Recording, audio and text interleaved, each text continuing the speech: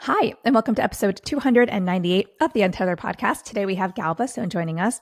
Gal is a NAET holistic therapist deeply committed to guiding you on a transformative journey towards wellness. She's rooted in the belief that we are inherently healthy and inspired by the desire to treat her own children.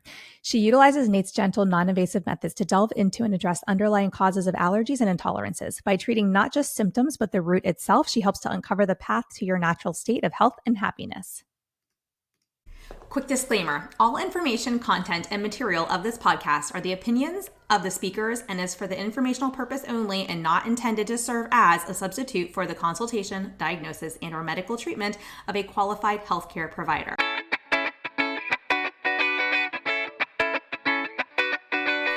Welcome to the Untethered podcast. I am your host, Hallie Bulkin. I'm a certified myofunctional therapist, feeding specialist, podcaster, business owner, and mentor. This podcast is all about getting your questions answered and collaborating with colleagues to bring you the most up-to-date information in the orofacial myofunctional therapy, airway, tethered oral tissue, and pediatric feeding therapy space. If you're new here, I challenge you to keep an open mind and join my mission to spread this message far and wide. If you've been around since June 2019, thanks for being a loyal listener. As we jump into today's episode, remember to listen with correct oral rest posture. Tongue up, lips closed, teeth apart, breathe through your nose.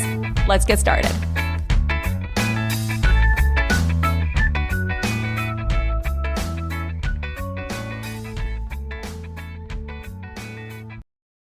Hi, Gal. Welcome to the podcast. Hi, thank you for having me. I'm excited to have you. So I feel like everybody on my social media has been asking me about NAET, N-A-E-T, because they see that Lily and I have been coming to see you. And this all started when Lily got diagnosed at the beginning of the summer with a milk protein allergy and an allergy to dog dander. And we have a dog, and she was actually going to a kosher camp for the summer. So that was really tricky because she couldn't eat a lot of the dairy stuff and didn't like the alternatives. So anyways, when she came back, we started seeing you, and I feel like she moved very quickly through the NAET treatment program.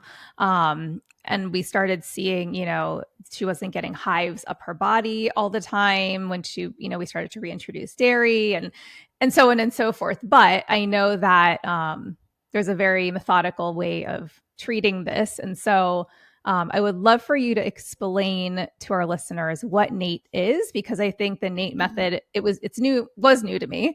But I definitely don't do it justice when I try to explain to everybody, we go and there's muscle testing and there's, a presence of the allergen in a vial. And if we react, then we treat it. If we don't react, then we don't treat it. But anyways, I would love for you to start with just telling, everyone, what is NAET? So you're right. The NAET treatment method, it's totally different than any other treatment. Since it's not invasive, we don't use it's drug-free, it's not invasive. We are basically just trying to find out through simple muscle testing, which called also kinesiology, how to see if there is any kind of reaction between you and this substance. We have tons of substance, but what we started with NAET, it's we are trying to find out. The NAET, it's after Dr. Nambudipad, allergy elimination, and she was invented that back then in 1983. She herself was allergic to everything. In spite of her being, her dad was herbalist, she had everything organic, but that's not, she was allergic to anything. And the only stuff that she could have was rice, broccoli, later on aspirin when she needed. Wow. So this is how she came up with this method, which beautiful method. So this method, it's looking to treat people by finding the undercause for you to develop whatever it is. So either if we have something on our skin, or if it's something that digestive, some things that I had within food or drinking, or something that I put on myself. So it could be anything. And we're exposed to so many things that NAET, it's a way that very friendly way just to check, to see what is this energy had to do with mine, if that's okay or not. And then bring up everything and make that peace in between my organs, my cells, whatever it is. And the beauty with NAET that we are treating, and there is few levels. There is the physical, physiology, and emotional. And when we're treating that, it's like we're pressing the delete button, and every time we remove another layers.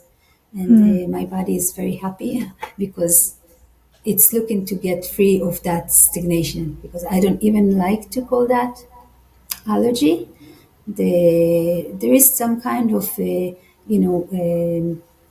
stagnation within me that it could be emotional or physical, but I will react in the physical symptoms, and then that's what we are.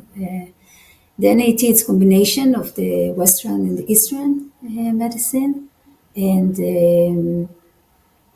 yes, so it's it's again, it's not invasive as you've seen. If I Yeah. need to treat a baby or a small child, then I can use always the mom or the dad as a surrogate.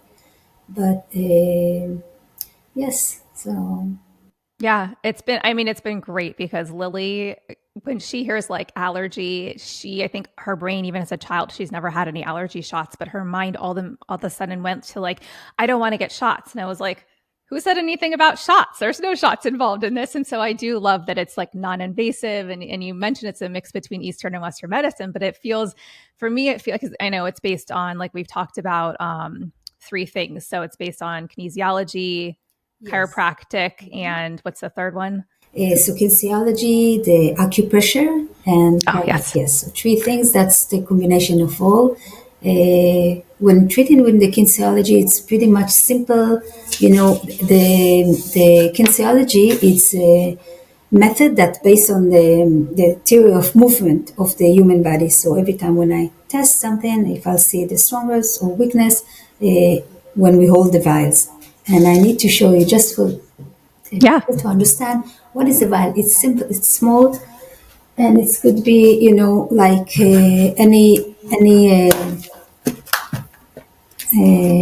let's say that it's like Clorox or calcium. You know, this is how it's look like. We hold that, and I'll explain more. But this is very simple, and yes, and the way that we wanted to check with this energy is to see a few things. You know, it could be intolerance, sensitivity, or even worse, you know, more severe reaction. But yes, That's yeah. We I feel like now, some kids play like school or house. Lily now plays like NAET. Like she will like, come over here and she'll muscle test, or she'll show her sister how to like test using fingers and see if she's reacting. She's like, here, hold a banana, see if you react to it. It's very cute.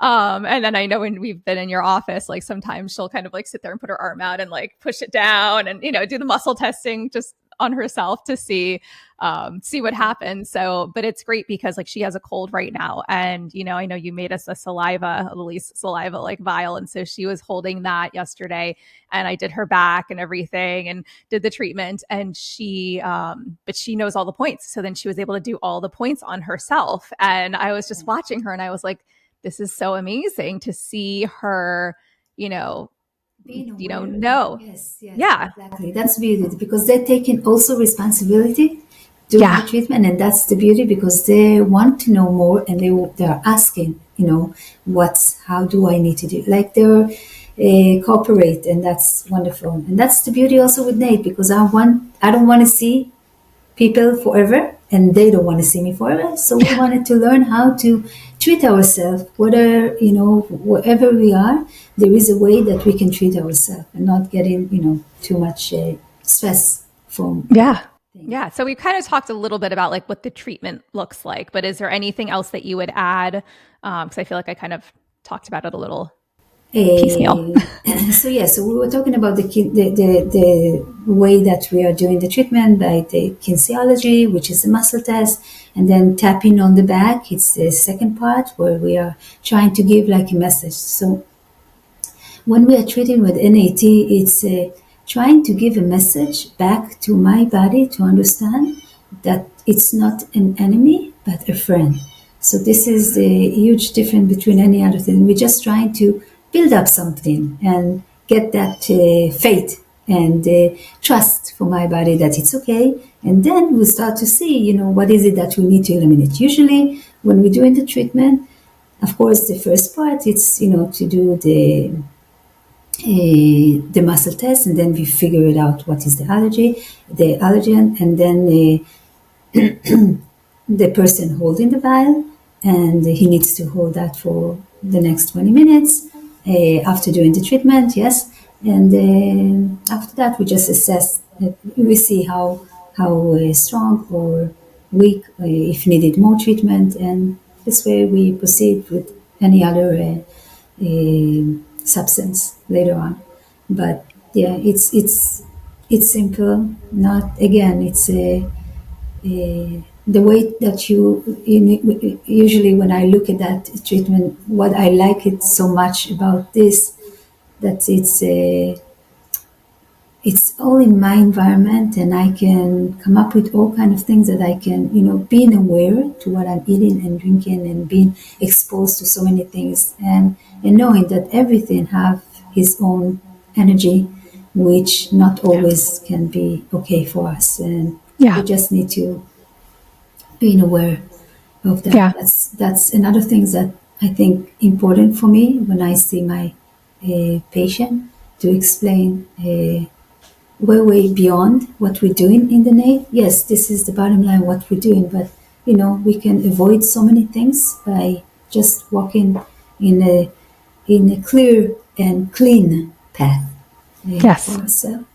Yeah. Well, and you talk a lot about the like stagnation, right? Things almost kind of getting stuck, and then our body not responding well to whatever that is, and then it presenting as an allergen, I guess, if that's what you want to call it. But I always think of, whenever you say that, I just think of stuck energy, like some energy is stuck somewhere in the body, and like we need to tell our body. This is like I was telling my dad last night about it, because he was like, what is it you're doing? And I was like, it's like, it's not necessarily that it's an actual allergy. It's just that our immune system thinks that this isn't safe. So it's kind of like when it presents, your body's just like, nope, like back off, or it shows some sort of, series of symptoms to basically say, I can't process this, or the immune system can't handle this, and so it becomes more of an outward, type of symptom presentation. And so, yeah, I just, in my brain, I'm like, it just feels like stuck energy. And it's almost like we have to teach the body, right, that this is safe.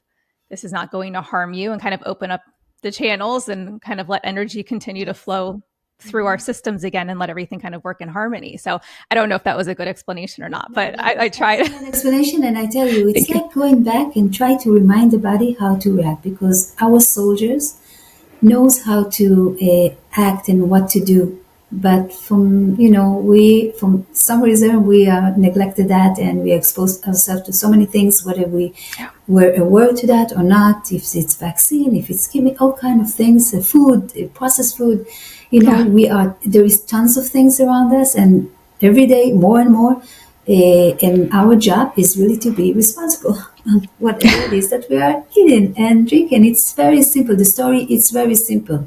But we need to understand, when I take my personal story with my son, when I started all the NAET, then I was already naturopath and everything was it. But again, when my son got the autoimmune disorder, the T1D, the type 1 diabetes, then he was 15 months old, and I was breastfeeding him and everything, but he was getting the vaccine. And right after, we had all this incident happening. So what's happening with the autoimmune disorder is where the pancreas fails to create insulins, right? Because the immune systems attack the beta cells, which they are the one to cause the insulin to exist, right? So in that case, in his case, well, the pancreas was having stagnation from some reason. He was in trauma.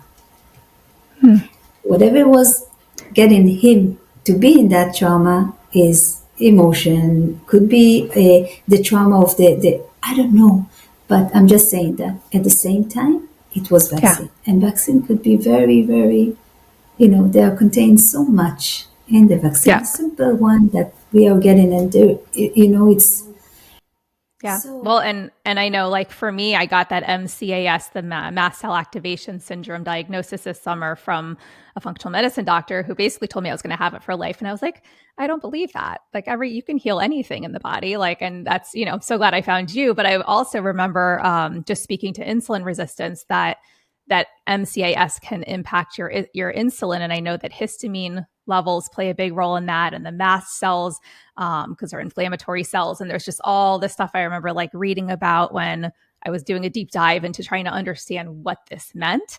And so it's interesting. There's some similarities here, and I feel like I was a kid. Like when I was a kid, I had all my vaccines at the time, right? A lot fewer back then than children are given now. But still, I just feel like over the course of my entire lifetime, so many things can be traced back to a lot of the early chemicals that I was exposed to and the attack on my immune system. Exactly. So it's built up. It's Yeah. built up. It's not like from the beginning, but that was like a trigger. It's not just that, something was building up. But in that case, it didn't have, we don't have the chance still to expose to that many things. But Yeah. the only things, big things that he was exposed was the MMR. I'm not saying, it's not like I'm saying yes to do or not to. I'm just saying that there is so much around us that we can be exposed, but we can also reduce this amount of, whatever it is that we can reduce that toxic and The toxic load. Yes, Yeah. yes. Yeah. So I know we've mentioned a few things that can be treated, but what other kinds of like allergies or things can be treated using NAET? So great question. So the allergy is basically we can treat the food allergy like soy or gluten or fruits, anything to do with nuts or dairy or the sensitivity not cause they can the sensitivity to that can cause also other conditions like digestive, but we'll talk about that. I wanted to go over all the environmental allergies like dust mites, mold, insect, bees, mosquito, mold, animal dander, all that is the seasonal allergy that usually related to the change in the pollen levels. So that's part of this. The other ones is chemical and synthetic allergy, like any car exhaust, like smoke or cleaning in the house, or kind of perfume. Yeah, food additive and all that. Yes, so in emotional sensitivity, that's what we were talking about. That it also can help with any related like anxiety or any others discomfort that comes from that, and of course drug sensitivities, all kind of medication. We are not saying yes or not. We're just saying that sometimes we can be having a kind of symptoms, side effect from that. So we are, and of course we are about the vaccines. Also here we are treating. I treat, before even you get the vaccine, if in case they're going to do the vaccine, we treat that and we ask the people, to bring a little bit of that material so we can treat it also at office. But that can be treated, and I wanted to mention also that, I don't know if we talk about that more, but before, but it's to teach the people also, how to do that and how to being aware if something's going on, how they can do treatment by themselves at that moment Yeah. before Yeah. getting, yeah. I know we mentioned that, but yes, I wanted just to make sure that it's Yeah, well, thank you. I'm well, and I think that it's so fascinating to me too because I know I supposedly had a milk protein intolerance or allergy as a baby as well, and then I had a peanut allergy for about 6 years in my 20s that I just kind of grew out of. They say, oh, allergies can come and go in 6 or 7 year cycles, and I'm like, that's so strange. Like, why are, like, there's something, I feel like we're missing something here. And so anyways, when Lily got her allergy diagnosis, I was like, no, there's gotta be a faster way to Yes, yes, work because through you know this. what, it's manifest later on with something else, but that's Yeah. how it's coming back. Yeah. So, but we need to treat that, at the same time when it's happening, just to clear Yeah. the path. That's all. Yeah. Well, and even with functional medicine practitioner that I was working with, she had me on all these supplements based on my blood work and everything. And I remember I brought them to you in one of our early sessions for, when you were working with me. We're still working together, but in one of the early sessions, and you tested the individual supplements to see how my body was reacting. And I think like half of them I was fine, and half of them my body was like resistant to. It was not, and I was like, this is so interesting because this has been prescribed to me as something that should be helpful to me, but it's actually probably causing inflammation and preventing me from healing, even if it is something that showed up on my blood test as a supplement that I could benefit from, right? And I'm buying the cleanest supplements I can find, and so on and so forth, right? So I found that very interesting. And then, I've actually like weaned myself off of all of those supplements at this point. So I don't really take anything other than maybe boosting some vitamin C and stuff when I'm around my kids who are sick or I'm traveling, things that I'm using that I know my body responds okay to because we've tested it, but also as needed, not on a daily basis, Yes, anymore. yes. Mm-hmm. So that's been very helpful for me. And I do feel like I've already been able to add in a lot of higher histamine foods again, and not have reactions. There are certain things that I just don't respond well to, but I really never have. And like, I don't need to eat fried foods. My stomach has never liked fried foods. It's not healthy. Like Yes, even it's not a after goal for me. treat. Yes, Yeah. exactly. Yes. Yeah. I'm like, I like spicy foods, but my body doesn't love spicy anymore because I think that just kind of, kicks up like a histamine reaction based on usually what's in the spicy foods. And so I'm like, those are the kinds of things that are easier to avoid because when I first came to you, I was gluten-free, dairy-free, low histamine. And I was like, I can't eat anything in a restaurant. Like I can get like a grilled piece of chicken and a vegetable, like a steamed vegetable. Like that's maybe a potato. Like that's it. That's the only meal I feel like I can find on a restaurant menu because otherwise I'm leaving out half of the ingredients in every other dish because they are all high histamine or they're not gluten-free or there's dairy or, but the histamine thing was probably the hardest amongst all of those because I've been gluten-free for years at this point. That's easy. It's the histamine that really like threw me through a loop. And I was like, I'm going to heal this and we got to heal this fast because I feel like I can't function. Yes, yes. Again, when we get to do this method and we are treating, so the idea is to, yes, to eliminate that for a short time, like 25. Usually it's 25 hours. It's the time that the meridians is working. And after that, we introduce ourselves again to that family that we are avoiding. But the idea is to build up a nice relationship between me and the food. The food is fabulous. I love food. We all love food. Memories are gathering around, the table when we eating and all this. So, yes, but again, we just need to be more careful about certain things and being aware to, Yeah. Yeah. Well, and with Lily, you've had different like emotions too sometimes because like she's sometimes a little anxious or she may be kind of, worried about something. And so you've also been able to treat some of those emotions Yes. in some of the sessions. Yes, so we need to remember, according to the Chinese medicine, we have, let's say the liver is related more to anger. So if we have frustration or grief, it's more kidney. If we have overwhelm, so it's more heart. So we're looking and we're asking the same way that I ask about the food, I ask about this emotion, if it's stored somewhere within me now or long time ago. It could be from the birth or later on, or you name many things.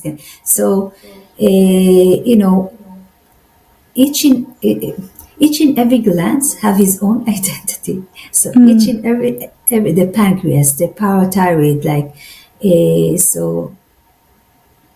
So when I treat, like, let's say that I'm treating pancreas, so I will ask about family issue and things like that. And if I get something like that, it's like I'm giving a message again to the body to understand, okay, we can release that memory.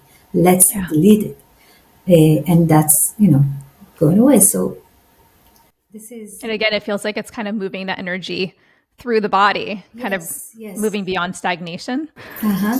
Yes. So Okay. that's release. And it's not that we have tons of them, but every time it's get minor. And the symptoms, it's not dramatic like they were before. That's the idea. And Mm-hmm. yes, so yeah. I love that. I love that. Well, this has been so helpful. Are there other things, like anything else you want to talk about with NAET? I mean, I know you and I have conversations all the time just about like health in general, because your background is, you're a naturopath with your background, which has also been super helpful for us because I think, we've had other conversations. You've given us some other like, little tips and tools and things that we can do. And I know like Lily, even today, is home with a cold, sore throat, congestion. And so I'll bring her in to see you on days like that. And, you'll actually treat we'll figure out if there's a virus or something that is showing up, in her system. And you'll do a treatment. And oftentimes within like a day or two, she's back in school and totally fine. And we didn't have to medicate. We didn't, and so complete 180, right? It's sort of like, I know you and I talked about getting back to nature, and really trusting our bodies because our bodies Yes. know how to heal if we give it the right tools. So I don't know. I don't know if you want to add anything to that, but I know that's been very helpful for us. Yeah, I like to remind people, that we can go back to that simple and natural things. Everything is really right step away from me, and we don't need to do so much. But the idea really, it's like uh, to listen to my body, to listen to to listen to what's going on with me, whether it's mental, whether it's physical. If I have something that I'm feeling upset, even mood or whatever it is, that might be related to something that I'm eating or not, or something, that goes on. So I, as a practitioner, I like to see everything, the NAET, it's a combination of the mind and the body, and it's holistic. And if I treat, it's not like I treat just the organ of the liver, because they all needed attention, everything. So I don't want anyone to be offended. I wanted to treat everything. I wanted to make sure that, whatever it is that we are experiencing is it's something that we can, investigate a little bit and just remove, and and let let my body be back to the original state where he didn't have any of this. Yeah. Yeah. Well, I'm excited because I know Lily's pretty much done with all of her like main treatment for the most part. We're kind of working through her reaction to cold energy right now because that breaks her out in hives. And so that's something I know we've been working on. But when she's done, I'm going to start to bring Mia, my younger one, who's got, she's been on her own health journey and definitely had some vaccine reactions. And so I know we've got some things to work through there. And we've been on a health journey with her. She's doing so much better, so much better. But I think her biggest thing is that she now has a lot of inflammation in response to like gluten and dairy. And so she's eating dairy, but we're doing lactate pills, which really helps her. So I know there's something with just the digestive enzymes in her body that maybe Yes. are, a little, there's some blocked energy there. And she's been gluten-free and that's been going great. But she doesn't get sick nearly as much as she used to. And I've never shared this on the podcast, but it's very interesting because she wanted to go to sleepaway camp and we're going to not go next summer. But when I submitted her vaccine records, she never had the MMR. And it was because she was always so sick that they wouldn't give it to her. And so, at that point, I was just kind of trusting everything and letting them do everything. And but she was constantly, being diagnosed with croup, and she had RSV maybe once or twice as a baby too. And this started in infancy, right? And so it was as soon as she started getting vaccinated that she was just always, always sick. Like we were in the emergency room like probably 3 times in the first year, just because it's scary to see a baby not be able to breathe and catch their breath. And then she had an infantile seizure once. That time she was dehydrated. She wouldn't nurse well. She was diagnosed with RSV, dehydration, and croup. And so they ended up giving her IV fluids and she was okay, but just constantly on steroids or antibiotics, mostly steroids, but definitely some antibiotics too. And then I remember when her third year, when we moved down here to Florida, she was in the 3s, she had croup 9 times as a 3-year-old, 9 times. And at that point I was like, enough already, like enough. I had started getting into homeopathy and taking courses just to learn how to help my family, because I felt like we just keep getting the same diagnosis and the same meds and nothing's actually improving. It's sort of like this wheel that we just keep repeating. Exactly. Yes. Yeah. And I was like, I'm over it. Like we've gone to, pulmonology, we've gone to the pediatrician, we've gone to a different pediatrician because we moved, it's like, and no one really had answers. And so I just remember thinking like, well, what I know in my world is that if you expand the airway, if they have a high narrow palate structurally, and, there's inflammation, she's getting this constriction. But if I maybe put this early expansion device in her mouth and expand her skeletally, because she's got a high narrow palate, maybe when she gets inflamed, she won't go into an emergent state because her airway won't be as tiny. And so I remember I actually just ran into one of her 3-year-old pre-K, or not pre-K, but preschool teachers, who doesn't work at the synagogue anymore. So I never see her. And I was picking up a dress for my brother's wedding, at the tailor. And I walk in, and I was like, oh my gosh, hi. And so we were talking and she's like, how's Mia? And I showed her a picture and she was like, but how's her airway doing? She was like, because she remembers that I put her into this appliance and was taking her out of preschool to drive to North Miami to go have it adjusted or to have it checked or to go, anyways. And I said, since that year, she's had croup maybe a couple times and that's it. And if she starts to get sick, she starts to present with symptoms, I use homeopathy, I use natural remedies, I use things to support the immune system. I said, I also don't treat a fever. I trust that it's the body's way of healing. I said, but she's so rarely like critically sick. Like she, if anything, it's a cold. Whereas she could have been around a kid who sneezed. The kid sneezes, she gets a cold the next day, and 2 days later she has croup. And that's basically what used to always happen to her body. And so, and I know that the steroids weren't helping either, because that just depletes your immune system even more. So I was like, this is kind of a evil situation. Yeah. Like I'm trying to treat her, but I'm actually making her immune system worse while treating her. And then we're getting it again 10 days later, 20 days later. But anyways, all that to say, it just definitely opened up my eyes to all these alternative methods. And so long story long, I, when I looked at her vaccine records, the camp basically was like, because I stopped at vaccinating her when she was 2, because that's when the pandemic started. So at that point, everything was shut down. So, even if I wanted to, like, they weren't offering it. We were shut down for a year where I was living. And so they said, well, she has to get the MMR if she wants to go to sleepaway camp. And I was like, but she's 6, almost 7. And even looking at the CDC, it says that you've aged out at that point, that you don't have to get it after age 6. So why would I give that to her at this point? But also the healing journey that we've been on. We have a pediatrician here who is a combination of Eastern and Western, and she'll give you the vaccines if you want them, and she won't give them if you don't want them. And so she lets you basically have choice.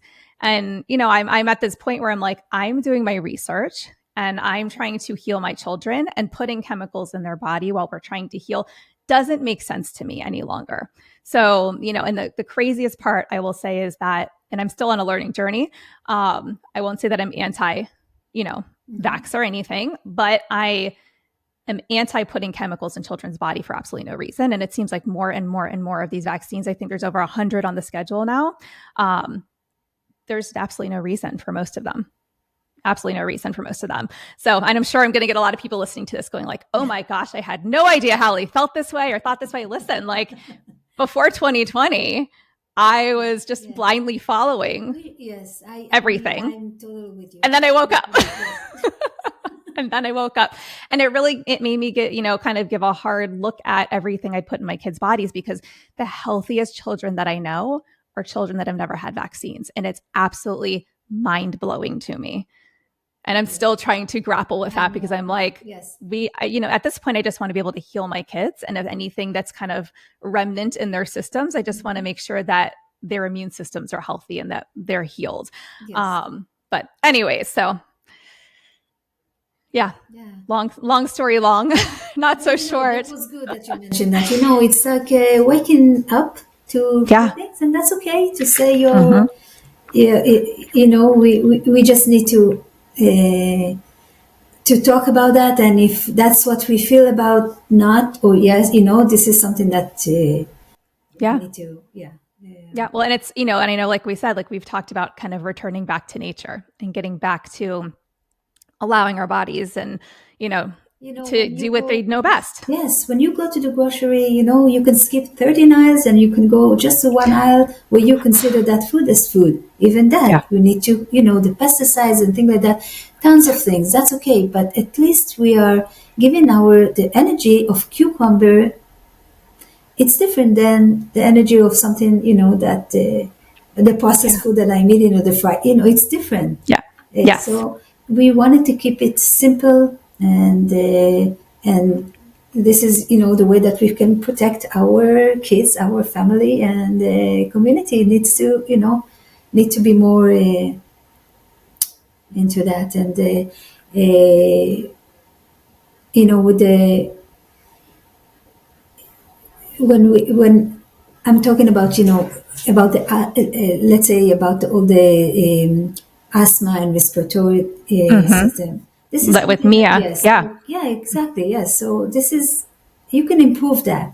The Yes. moment you are removing that things, you can treat it. Yeah. You Yep. don't need to take anything like syrup or something like that because that will add one more things into my body which doesn't have any. So this Yeah. is the same.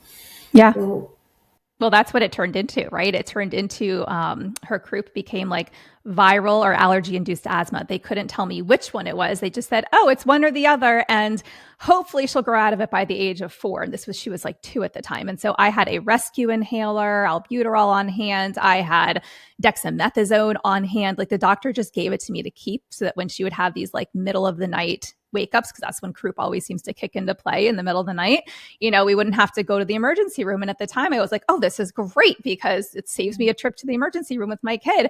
And then I started to go like, wait, this is not normal. I should not need to keep this stuff on hand. And also, it's not healing her.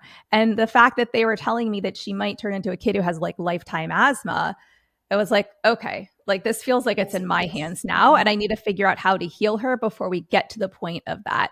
Because then she started having these like asthma attacks when she would run and she was really active and, it wasn't really an asthma attack per se, or maybe it was, but she would start running just inside her house and she would start to cough, cough, cough, cough, cough, and could not catch her breath. And that only happened over the course of 2 summers. It happened both in Maryland and Florida. So I don't know that it was environmental per se. Maybe it was just cyclical based on where she was and having taken so many steroids. I have no idea. But they gave us Flovent, a different inhaler, which did seem to kind of like nip it in the bud. It didn't come back for a whole year. And then it came back a year later. And again, it was gone within 2 months using that inhaler. But at that point, I was like, I'm done. I don't want any more inhalers. I want to figure out how we can holistically get to the root of what is going on and heal her. And that's where the expansion came into play. That really seemed to kind of keep her out of that extra inflamed mode.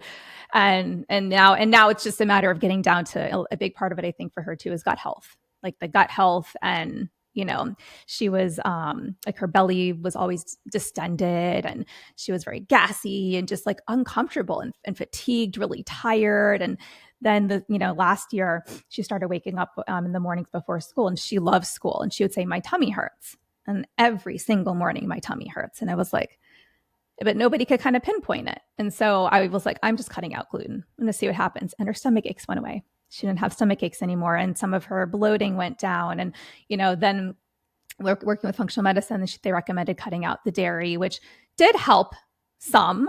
But I also noticed that giving her the lactase enzyme helped as well. And she's 6, so I want her to enjoy life too a little bit. And it just was so restrictive, not being able to eat dairy. So I'm like, well, I know it's very inflammatory for most of the population. I was like, I'm not ready to fully cut dairy out of her diet. So anyways, she and I are both gluten-free, and we take, dairy pills if we want to eat dairy, or I should call them lactase enzymes. But yeah, it's been very, very eye-opening, but also a very educational healing Yes. journey for all of us. Yeah. Yes. Yeah. Yeah. That's yeah, simple things like the dust of the pollen that can contribute to this issue with the asthma or any of the symptoms. So it's simple. Yeah. We just Yeah. need to be to And know now we that found you. there is something that we can treat with. We can check Yes. at least and see what's. Yeah. Well, this has been amazing, Gal. Is there anything else we haven't covered that you want to mention or? I think we did. We cover a lot, and I hope that the condition that and the allergy that we can treat is understood here, because it's going to be again anything like from skin conditions to gastro problems, Mhm. or so it's a very simple and friendly way. Just keep it Yes, simple. Keep it yes. simple. We'll keep it simple. Yes, please. Yes, Yes. Amazing. Well, I know everybody's going to be like, where can I find you? So I know you're currently in Boca Raton and also in Hollywood. Not yes, Hollywood. that's Yes, correct. Hollywood. But galbason.com will link that below the episode so Thank you. they can Yes. find you. And then I know you're also on Instagram as well. So we'll link your Instagram for them so they can find you there too. But any other ways for them to contact you, or is the website the best? Website is the best, and yes, you have all my information, I guess, over there, so no problem. Yes, and I just wish all of us, just being aware to who you are and what's going on within you, whether it's again something that you feeling, thinking, everything have its own energy, everything Yes. has its own identity, and we need to respect that in any way that we can, and take this responsibility to do good, because it's not just for us, it's for later on generation, that we need to expand that and let them know. And Yeah. Well, thank you so much. This has been amazing. thank you for this. Yes, thank you for this opportunity. Thanks for listening to this podcast. If you found value in this episode and want to hear more of these MyoTots airway and feeding related episodes, be sure to leave a review on Apple Podcasts and share this episode on your social media platforms. You can access free resources and all I offer at halliebalkan.com, or pop over to @HallieBalkan on Instagram to get all the latest updates.